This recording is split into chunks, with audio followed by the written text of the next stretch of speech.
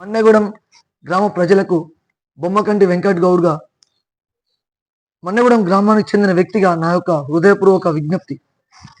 గ్రామ ప్రజలారా, గత కేసీఆర్ గారి ప్రభుత్వ పాలనలో మన గ్రామాన్ని మండలంలోనే ఆదర్శ గ్రామంగా తీర్చిదిద్దుకోవడం జరిగింది. గ్రామానికి 90 డబుల్ బెడ్రూమ్లు పూర్తి చేసుకొని వాళ్ళకి తాళాలు కూడా ఇవ్వడం జరిగింది.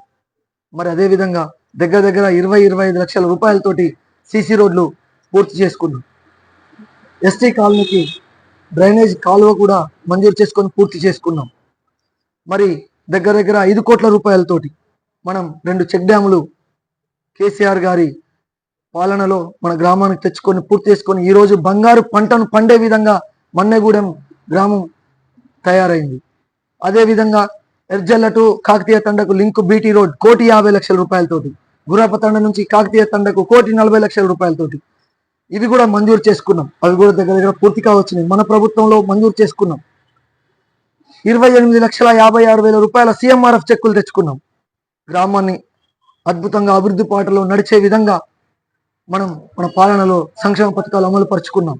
మరి అదేవిధంగా మన బీఆర్ఎస్ పార్టీ కొన్ని అనివార్య కారణాలతో ఓడిపోవడం, తర్వాత వచ్చిన నూతన ప్రభుత్వంలో కూడా గౌరవ ఎంపీ గారి నిధులతోటి మనం 2,20,000 రూపాయలతోటి సోలార్ లైట్లు మన గ్రామానికి తెచ్చుకొని మనం ఏర్పాటు చేసుకున్నాం.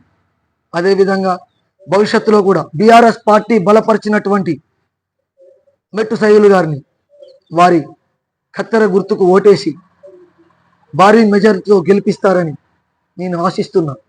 వారితో పాటు 1వ వార్డు నుండి 1, 2, 3, 4, 5, 6, 7, 8 వార్డులలో పోటీ చేస్తున్నటువంటి నా అన్న తమ్ముళ్ళు, అక్క చెల్లెమ్మలకు వారికి కూడా మీ అమూల్యమైన ఓటేసి గెలిపిస్తారని సవినయంగా మీకు పాదాభివందనం తెలియజేసుకుంటూ, జై తెలంగాణ, కేసీఆర్ గారి నాయకత్వం వర్ధిల్లాలి.